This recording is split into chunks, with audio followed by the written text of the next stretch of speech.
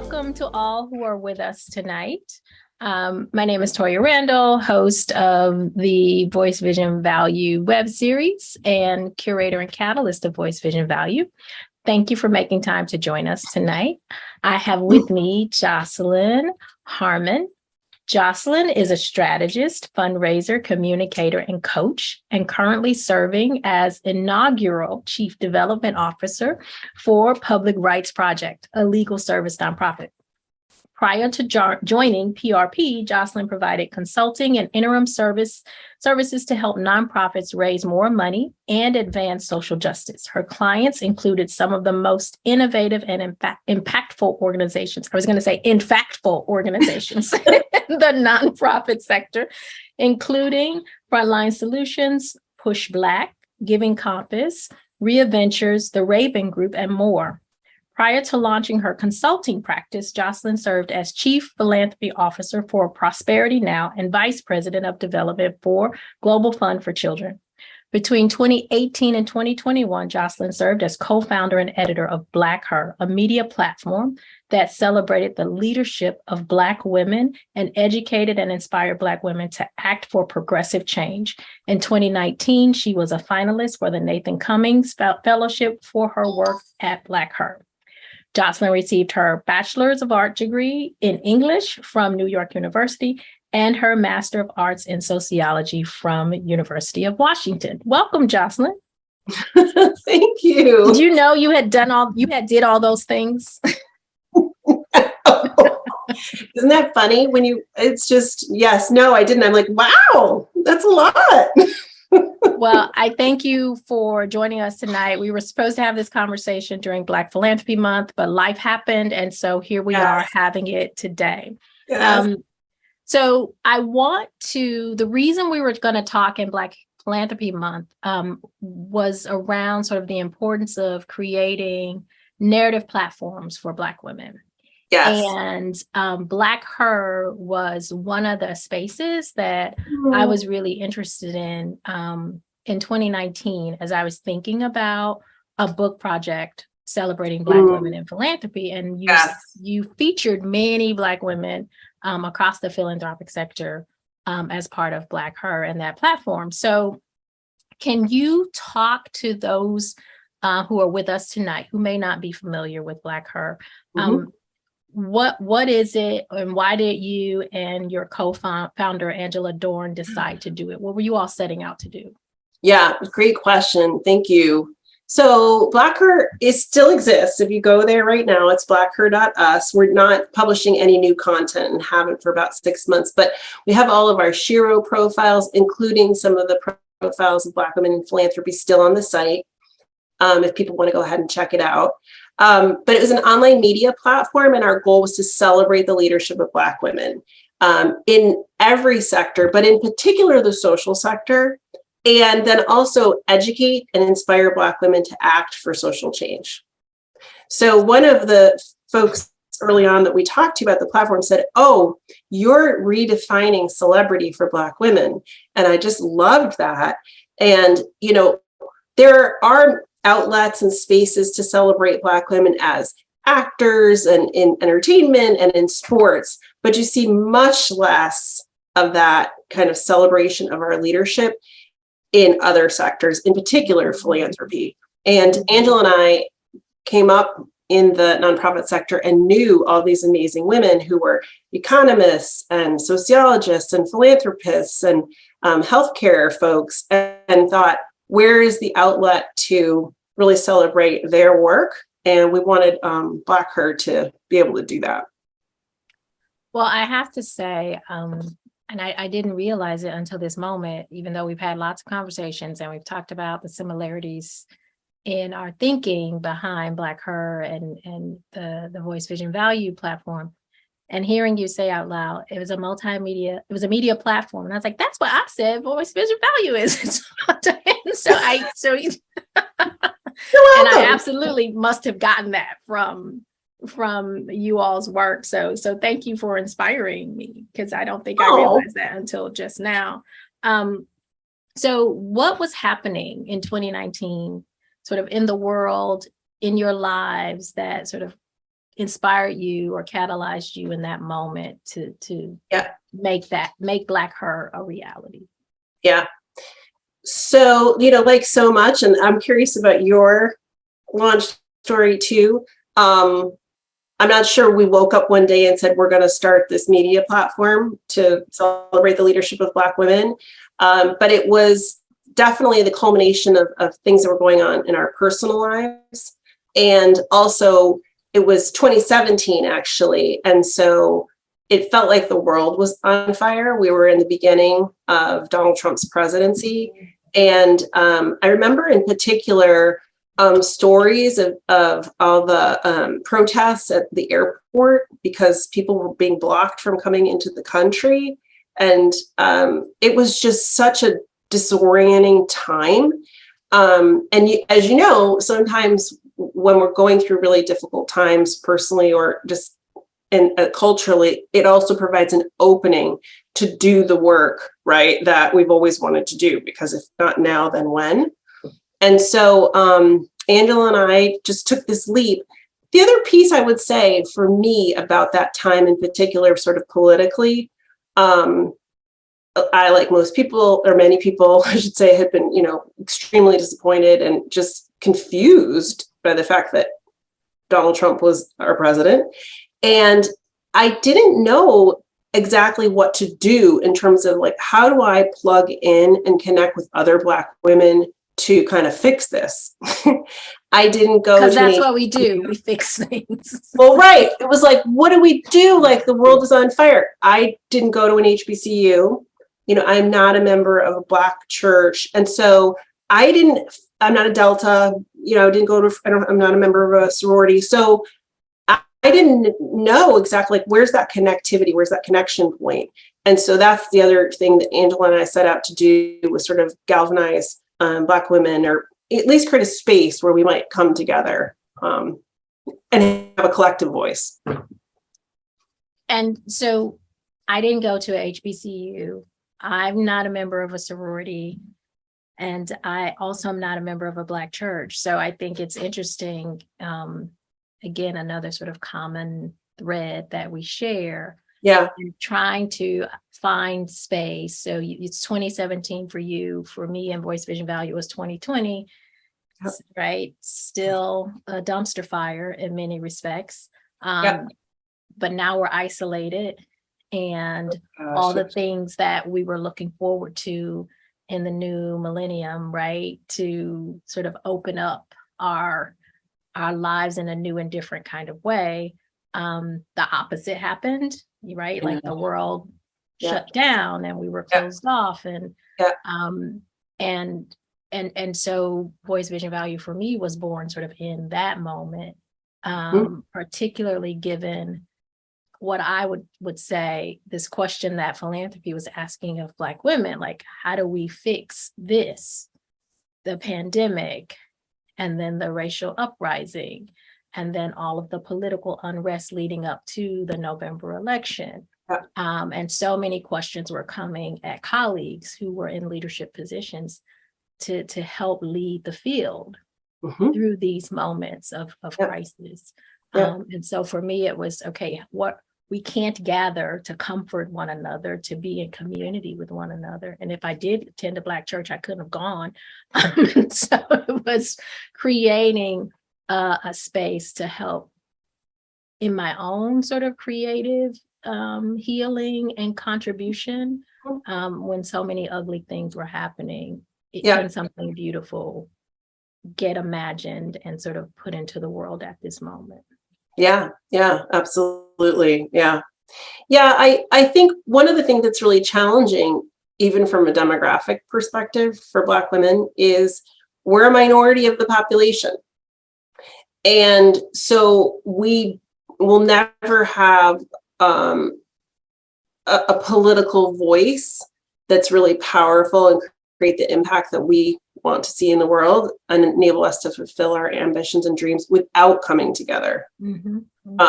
First, I think as Black women, and then also with other groups, just from a demographic perspective, because you can't win an election if you're only, Black people are 14% of the population, so Black women are 7%.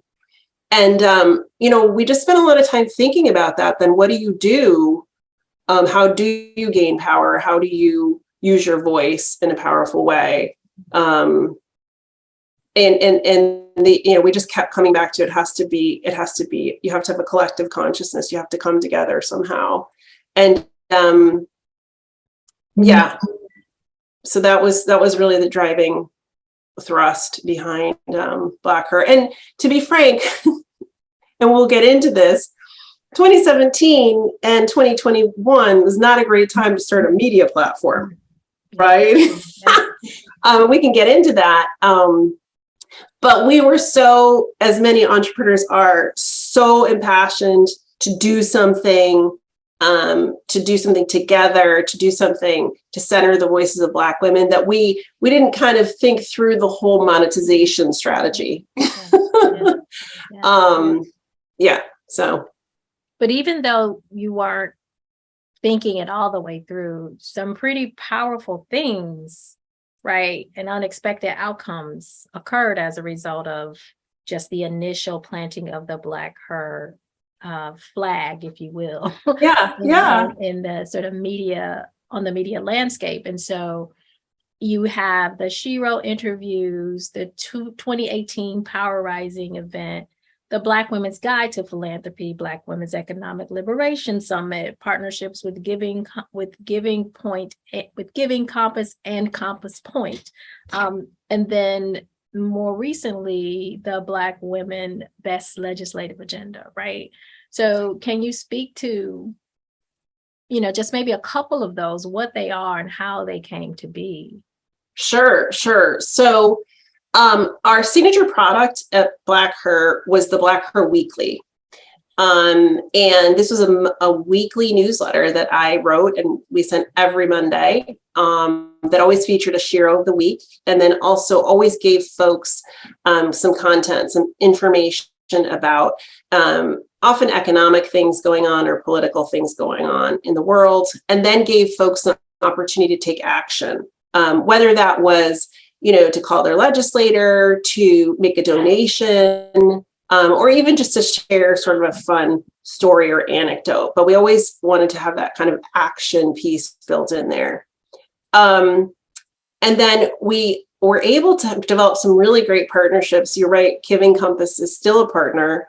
BlackPack, I would call out because we did the Black Women's Guide to the Census with them and had all sorts of plans to actually do in-person events right as the country closed down, unfortunately, around census outreach to Black women. But these long form guides, as well as the Black Women's Guide to Philanthropy, were our attempt to, again, both really kind of dive a little deeper into one issue, but then also always highlight Black women to watch who have expertise in whatever this issue was. So, our political guides highlighted Black women running for office that you might not know about. And the philanthropy guide, as you know, obviously highlighted some amazing women in our field. And it was really exciting. And we got a lot of coverage for those guides. Our content was covered in Glamour and Essence, and Angela was on Fox News 5 one day promoting one of our guides, and we did TV and radio. So yeah, it was unexpected and really exciting to see that the resources we were creating were meaningful to people. And so you described, what inspired you and Angela to create this community and the unexpected surprises content-wise and just positioning and the overwhelming response. I mean, how many subscribers and users did you guys, or members did you have at the height of the platform? Yeah, at the height. So we started with none. So at the height, we started with two. We started with two. Well, actually, I'm going to say 4.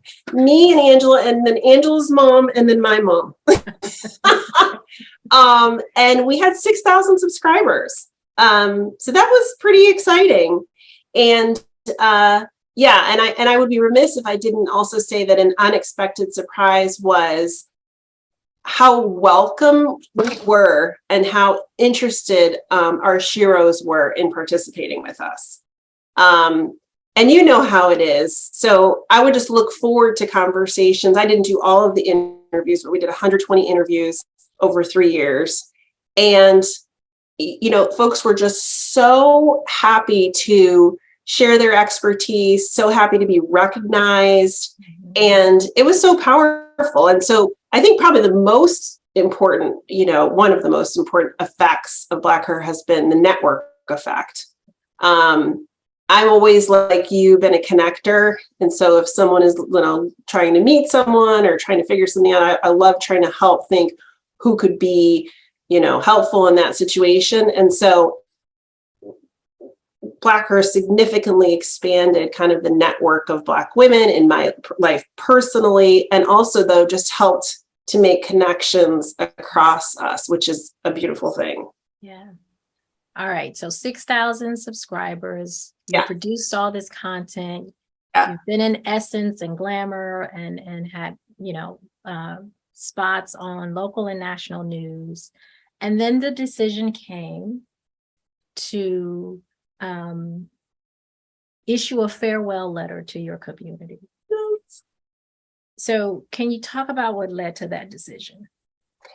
Yeah, and I definitely can. And I'll back up just for 1 second. The other really, I want to acknowledge great thing that happened was the small community of writers also that we always paid folks, but that stayed in with us and wrote because they, weren't making tons of money. Mm-hmm. And so Kelly Macias, who's an amazing writer, Dominic Durbinier, Karen James Cody, Brianna Dorn, who helped with our social media. So we also had a crew of folks for whom this was also just they were really passionate about this mission, who got in with us. So I also just wanted to acknowledge that.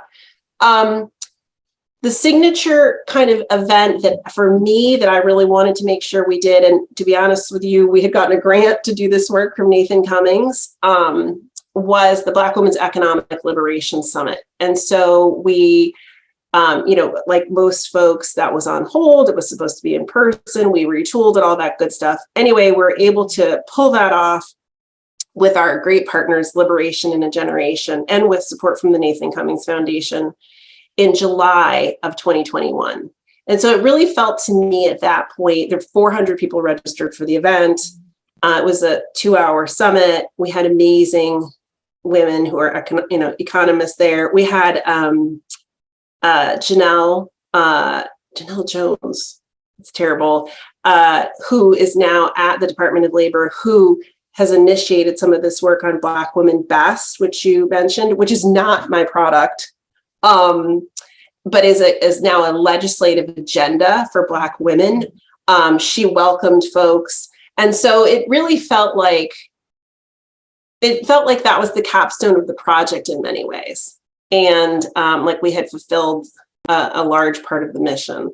And so at that point, I started thinking about what was next for BlackHer. And we hadn't, again, found our business model. And I was also working full-time in my consulting practice. And so I decided that it was time to scale down. And when you and Angela started, did you have an end in mind? We didn't. No, we didn't. We were really riding on passion. And, that would be part of my advice to, and it's always tricky because you need that passion and that big vision, to get started.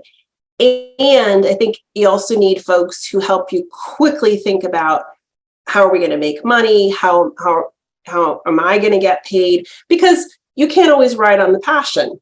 And you have bills to pay. Angela and I both invested significant money in BlackHer, and we were lucky enough to get most of our equity out of the business. We incorporated as a for-profit, but if I had it to do all over again, I would have a stronger line of sight and, really be kind of attacking the business model just as much as the mission in the beginning of the project.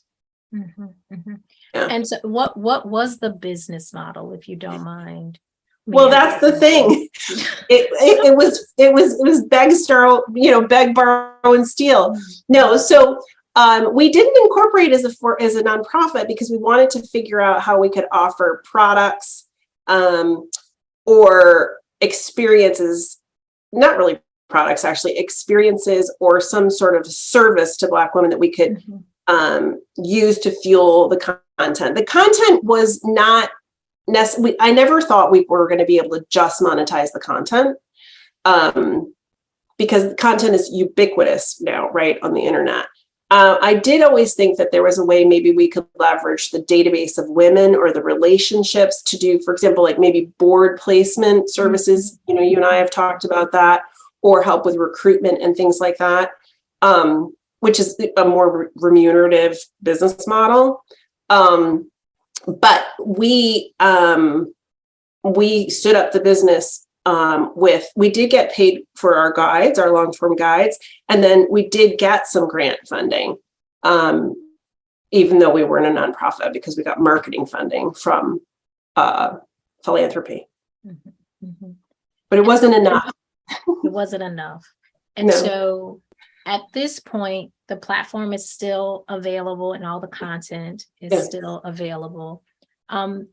Where do you see it going? Do you have a plan or a thought process in mind about what's next for BlackHer, or will it just be what it is for the foreseeable future? I think it's complete. And so I wasn't ready to take down all of the content. And I do think, and some of it's still relevant because we weren't a journalism outlet. We were writing, anyway, some of it's still relevant. But we probably will bring down the content at some point. I mean, the good thing about this type of business, a media platform, as you know, is it's not expensive to run in terms of the infrastructure, right? WordPress, social sites, the expense is really in salaries, paying writers, and then also advertising. And so it's not expensive, I'm just saying, to keep BlackHer up on the web. But I will probably bring it down maybe early next year. And I'm all in right now on my I have a new job. Your job. Yeah. And my fundraising consultancy and my job, I for the next 5 to 10 years will probably take up most of my time, unless you and I concoct something. Yes. So this narrative change movement for Black women in philanthropy and in public service and in the private sector. Can you talk about the role that platforms like BlackHer, like Voice Vision Value, Black Gives Back, Black Philanthropy Month, all created by Black women, by the way, in case y'all didn't know. What do these platforms contribute to the narrative change movement, in your opinion? Because did you set out to be part of the narrative change, right, for Black women's identity and sort of humanity? Absolutely. Absolutely. And also to put Black women's voices in the center of the story wars. I mean, what's so interesting to me, and the reason these platforms are so important is, you can't be what you can't see. And so I think about that a lot. As a younger person, I didn't know anything about the field of philanthropy. I didn't know anything about the field of fundraising, which is my field. I didn't know what policymaking was, and that public policy was something I could engage in. I didn't know about lots of different careers. And part of it was because I never saw anyone who looked like me doing those things. So I don't think there can be enough narrative work done around what's possible for Black women. I also think the other piece specific to philanthropy, there's a new report out that I would encourage folks to look at from Donors of Color Network, which has also started, around this time, Toya, to really center donors of color, high net worth donors of color. And it's called Philanthropy Always Sounds Like Someone Else, which I think is such a great title.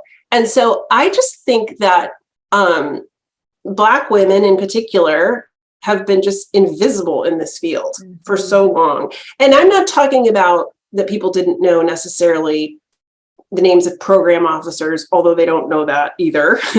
But they don't really even know about the tradition of philanthropy in our lives. And so, in particular with our guide, what we were trying to do is even just reframe the idea of what is philanthropy and who does it and who is it for. And I think that's so important. I think that's so important. And I think, honestly, I'm just going to take a little credit. I think that part of the movement now, right, that we're seeing in philanthropy is a move from just generosity and charity, which are fine, but to justice. Yeah.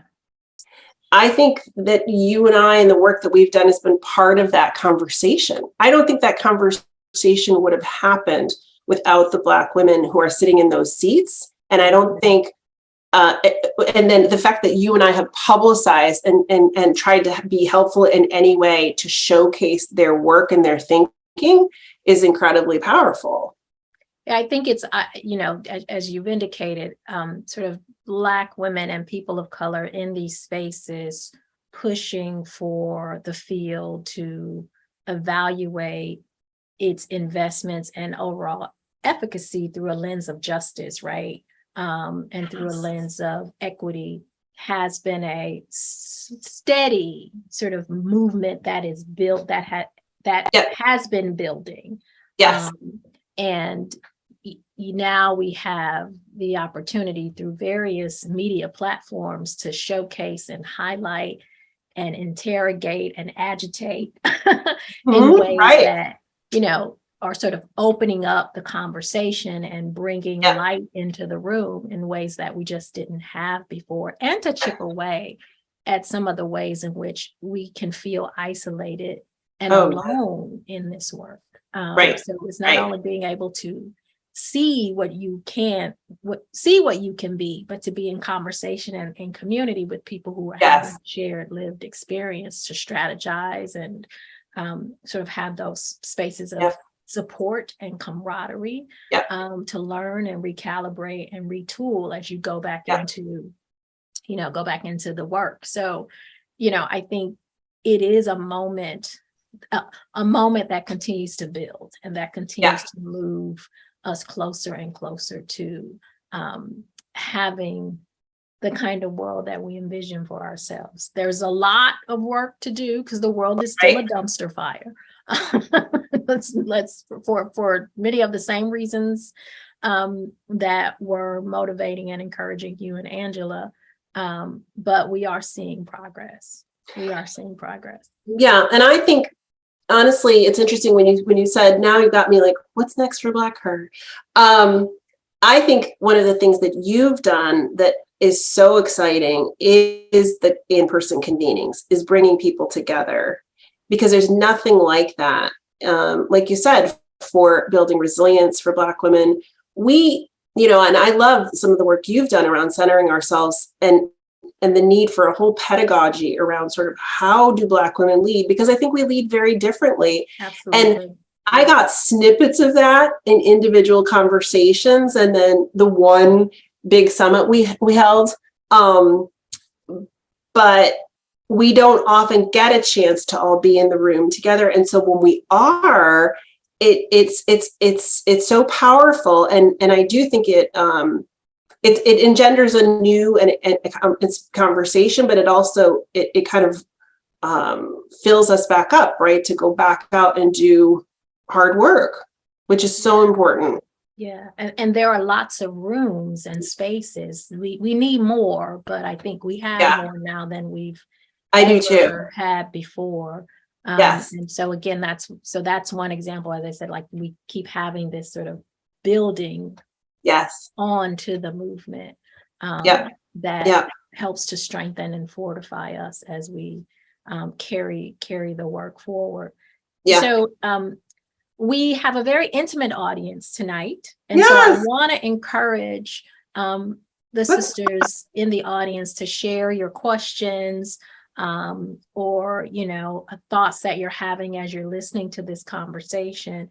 Jocelyn and I have questions that we've prepared, but, we're happy to, start the Q&A a bit early. So please jump in, and I've got the chat open so I can see as folks pop up. But the next question, as folks type their questions in the chat, when you think about the importance of narrative and representation, you've been pretty open about your experience growing up in your family, and what it took for you to feel like you fit in at different points in your life. And, are you comfortable talking more about that and sharing your origin story and the not fitting in part? Because many of us feel like we don't fit in for different reasons in different spaces and places, but within the context of your own family, is different. Sure. Yeah, no, I'm happy to share. And this has been, you asked when you sent questions, like what has been a real benefit. This has been part of the personal benefit for me of BlackHer, is just really growing more and more into my identity. So I grew up in an all-white family.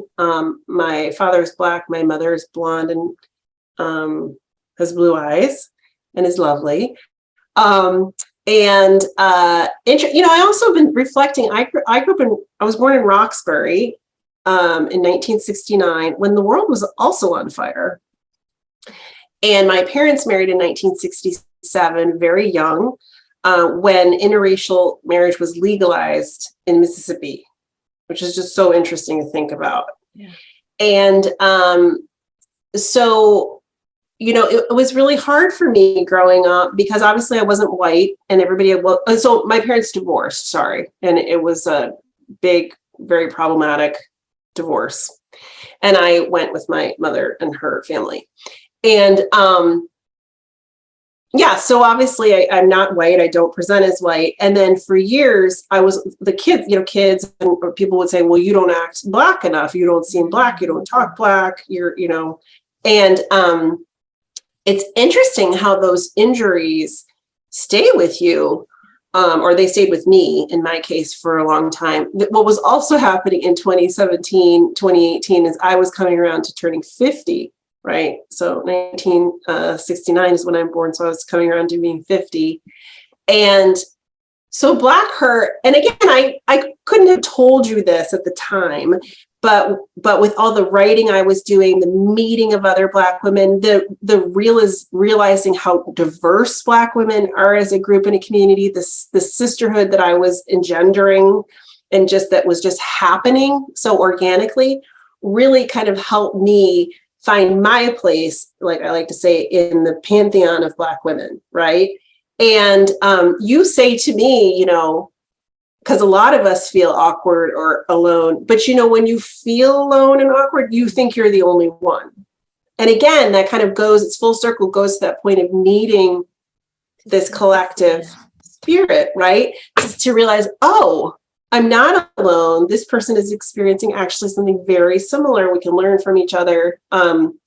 So that was great for me with BlackHer. I will tell you, I think I've already told you this, that when I would be promoting the BlackHer Shiro every Monday on Twitter and LinkedIn and Instagram, I would think, oh, dear God in heaven, I'm never going to get a job, because I keep talking about Black people, Black people, Black, hashtag Black.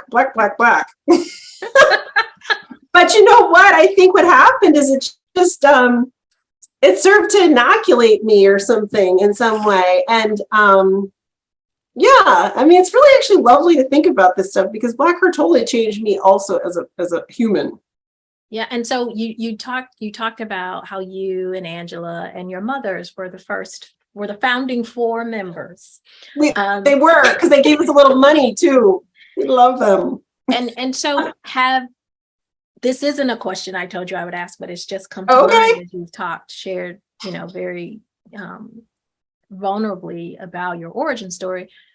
Did you and your mother have you had conversations with your mother about the gift that BlackHer has been to you in the coming to know yourself and feel more like you fit in to the community of Black women? You're going to make me cry, Missy, because my mother read every single Shiro interview and would edit and look over every single monthly, weekly. And so I think even for us, it was a growth process. Because don't get me wrong, like as a kid, I remember like she did her best. We would go see Black theater, and but it was all a little inorganic, right? It's like we would have books, or she'd try to kind of do what she could to sort of help me. And I think even as a young person, I would have said, or certainly as a teenager, that it hadn't impacted me. But it definitely impacts you to be kind of cut off from sort of who you are, and it takes time to sort of figure out how to carve your own identity in a world that is also always telling you what you should be, what you should think. I think, it's funny, I'm putting it together right now, but I think that's probably why I'm so passionate about voice. Mm-hmm. Mm-hmm. Because it's disempowering to always be told who you are and who you aren't and what you can and what you can't be. It's a very unsatisfying way to live. Yeah. And so you've perfect lead into this next question. Okay. No more therapy questions, lady. Okay. Well, I don't know if this is a therapy question or not.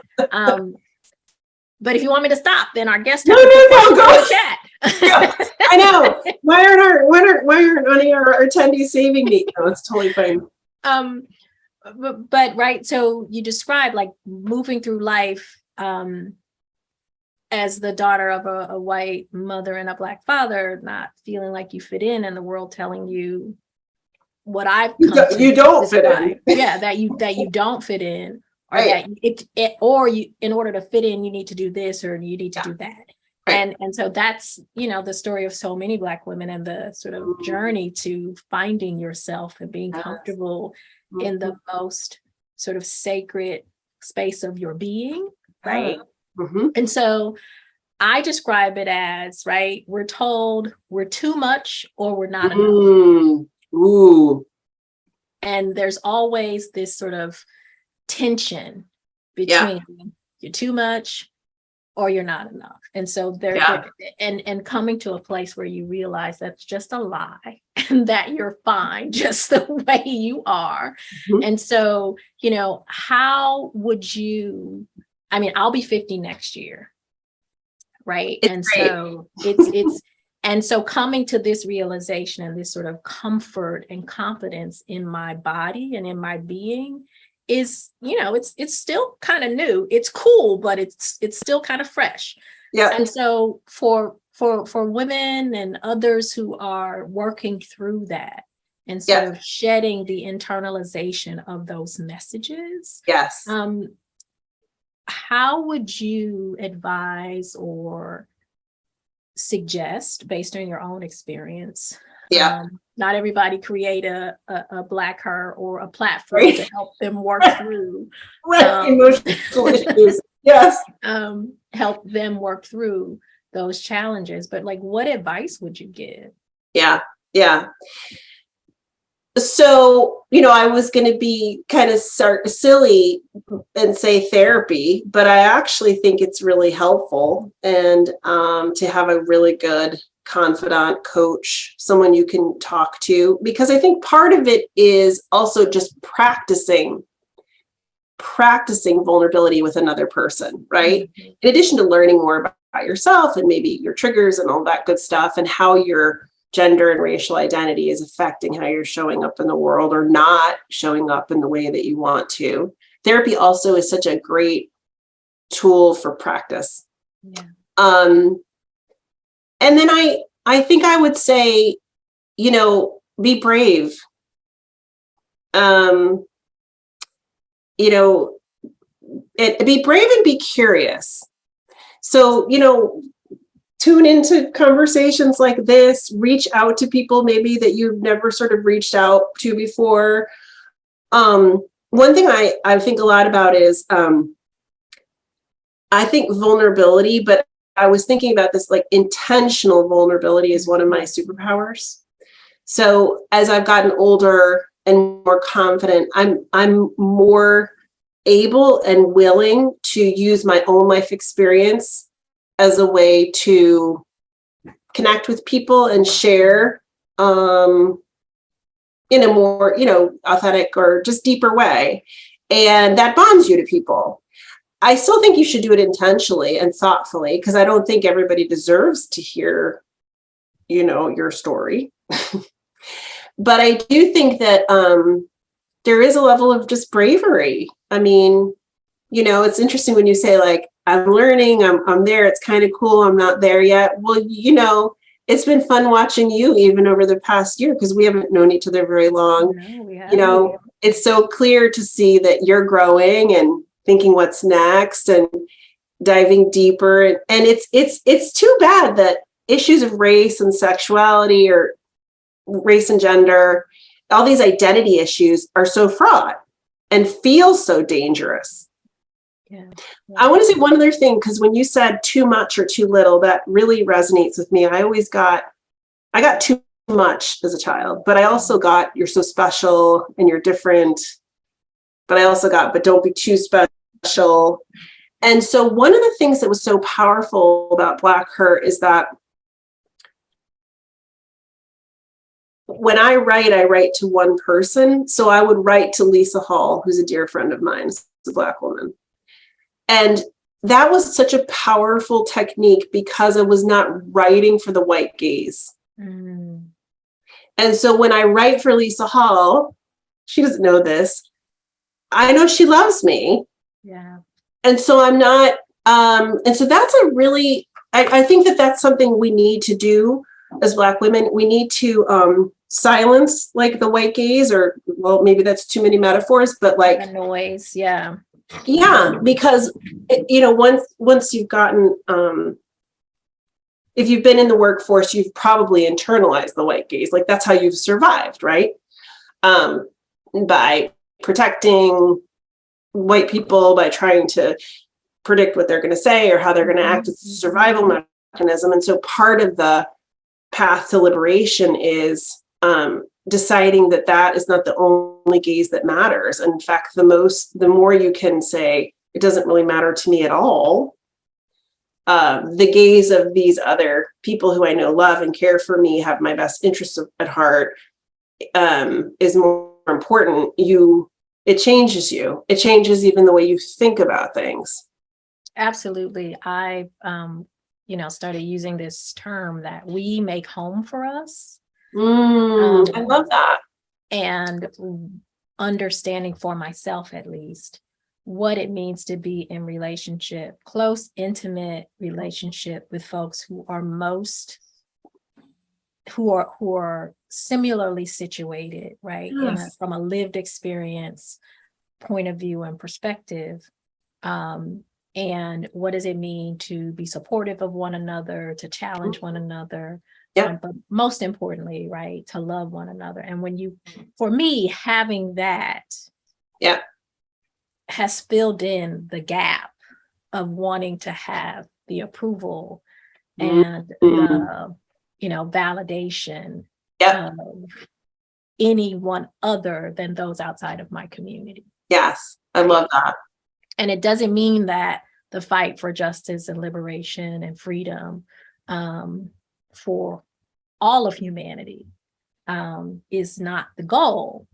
But in the meantime, what does liberation and freedom look like for me? And that's in safety and community. Yeah. With my people. Yeah. It's really, it's a process of redefining your benchmark, and, in a white supremacist capitalist culture, we're taught to have benchmarks that are separate and outside of ourselves, right? Right. And sort of really reaching and grabbing for whatever the thing is. Yeah. And you get that thing, and then you've got to reach and grab for another thing. Yeah. I mean, well said. I was kind of wanted to say a swear word. Well, it's after 6 p.m. Central Time, and so an occasional swear word is allowed. I mean, this is why I think you and I love this narrative work, right? Because it really challenges you to think about who's telling the story, whose story is being told, and how do I want to tell it? Yeah. There's a great quote. Chinua Achebe says, the story of the hunter, or the hunt, will always be told by the hunter until the lion can speak. And so I think I think that one of the things you and I both love is figuring out, like, well, what is the story I would tell about this? And I do, and I think that that's so powerful for folks for whom we have not been asked our opinions all of our lives. Or, it's not assumed that our opinions matter. It's a really powerful exercise to express yourself and to think about things. And I'm just hopeful that more people follow our lead. Like, that's actually, I think when I think at the end of the day, if you put Black women in the center of the miracle, I always say you make things better for everyone. Absolutely. But there's really a truth to that. And if you don't put us in the center of the miracle, then you can cause we know it causes all sorts of harm, even unintentionally. Right. And I think it's equally as important as the world figures out that truth. How do we put ourselves in the center of our own miracles? Right. It's not a either or, it's a both and. Yeah. And so, and thinking about Voice Vision Value, created 2 years ago, and it's grown and it's evolved, and so have I. Yeah. And so, my leadership demonstration has been so heavily impacted and influenced by Black women, from my grandmothers and my mother to my aunties, to folks like you and the women I work with and partner with every day. And so, can you talk about how the evolution of your identity and leadership was impacted by BlackHer? And you've talked about it a little bit, but if you could, if there's more to say. Sure. Well, it's a great accomplishment. And I think anytime we do work that's hard and challenging, we grow. And so I take, and then you can also reflect on having learned new skills. And that sounds sort of trite, but it's actually really important. I mean, some of the times the only way to grow is just to practice and to try new things. And I think that's where the bravery comes in. I'm a better writer. I'm a faster writer because I had this discipline of writing every single week. And I think writing every single week with an audience was really motivating. I sort of needed that. I don't think I wouldn't have produced that much content. It's not the same as journaling. No. And so that was really great. And then I think that obviously I've expanded my network. I get to be here talking with you. And I'm more confident. I'm more confident. I don't know if that's growing, being 53. But I think I did something which was pretty scary to me. I really put myself out there. I mean, I don't know, you probably feel the same. And it grew me. I mean, I'm not as afraid, and it's nice to sort of be able to say, like, I tried this for 3 years and I worked really hard on it, and it was success, and now it's complete. There's something really great about that. So that if I ever do it again, I'll be able to draw on that. I'll be able to draw strength from that. Yeah. You've got a model to build from. Yeah. And I have the experience. Yeah. And nobody can take that away. Would you have described yourself prior to BlackHer as creative, entrepreneurial, courageous, all the things that I'm taking from what you've just said about yourself and all that you learned? Would you have said those things about yourself before? I would have said I was creative. I wouldn't say I was creating. And so BlackHer made me create, which I love. And I'm not writing as much now, which I do miss. It's interesting. One of my favorite sort of philosophers is a woman named Pema Chodron. And she's a Buddhist nun. And one of the things she says about her journey is that her ex-husband used to say, "You're the bravest person I know. You're afraid all the time, but you do things anyway." Yeah. I think that's how I would describe myself. I think I present as very confident, and I am confident sometimes, but I'm scared all the time. And I guess I'm just conscientious, or like, I just move. I keep trying things. I keep doing things. And yeah, that I would not. Yes. So I hate, one of the things I don't like about sort of the Black girl magic trope is it just leaves out, for me, the real complexity of how much work and it takes to do big things. And it's not magic. It's actually a slog. Absolutely. Yeah. And you need support. And there are days when you go, "Oh my God, I can't do this for one more minute." And you need, money. And so it's not actually magic. It's a lot of hard work, and it builds your character. Yeah. And we've talked about Black girl magic, right? And I've said, yes. For me, that is for us. Our magic is for us, and we get to see the magic in each other. It is not for anyone else. Yeah. It is for us. And others have attempted to co-opt it and make it about how strong we are, and how like we're these mystical creatures who can do anything. It's like, no, that's not what that's about. It's about, I see you, sis, and I know what it takes to be you. And the sort of so that's how I no, that's I like that. Yeah, I like that. Yeah, because it can be weaponized. It makes us feel like, well, what happens when I inevitably don't feel that magical? Does that mean there's something wrong? And the answer I'm here to say is no. No. Exactly. It just means you're normal and human. Yeah. Yeah. And I guess at the end of the day, that's it, right? We're just normal. We're and not just, we are normal. We are not too much. We are enough. And I just wish there was a way to bring that truth to young women and girls before, because not everybody makes it to 50, right? Let's be clear. Heart-wrenching. But for many of my friends and colleagues, that is the sort of that half century point, is when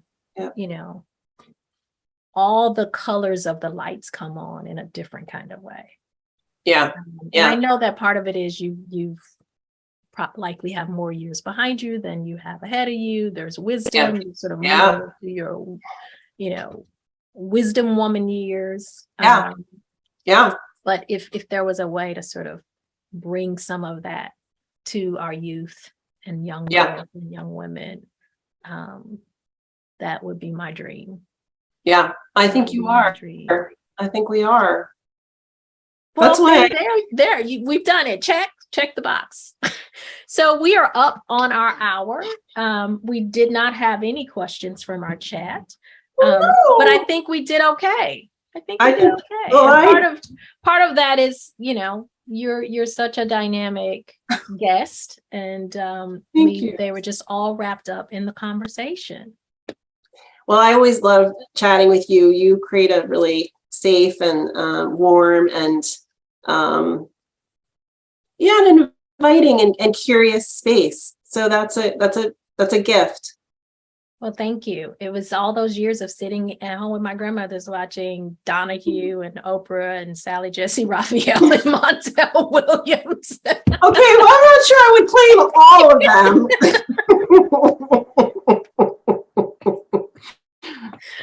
But just being in conversation with people and learning all kinds of Yes. interesting and horrifying things. Yeah. And then the conversation after the show, because then we would sit and and my grandmother, they would ask me really interesting questions about things, and some of them was like, Grandma, we're not talking about that. I'm not having that. These were the days before Google, and so they were curious about all kinds of things that, as a young woman, I didn't want to discuss with them. So yes.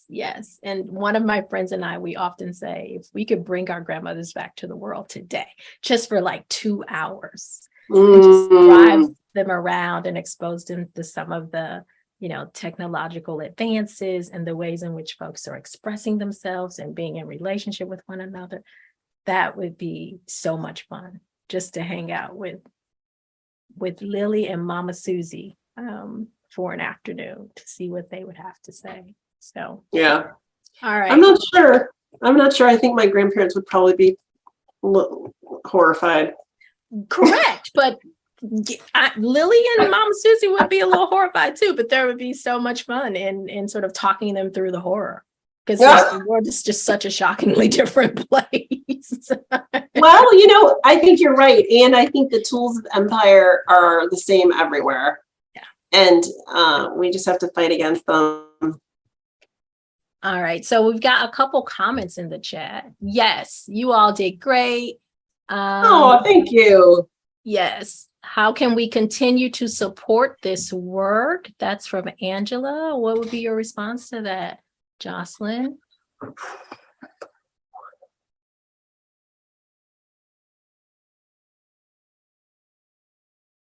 It's a really good question, because whenever I get that question, I always think I have to come up with some grandiose answer.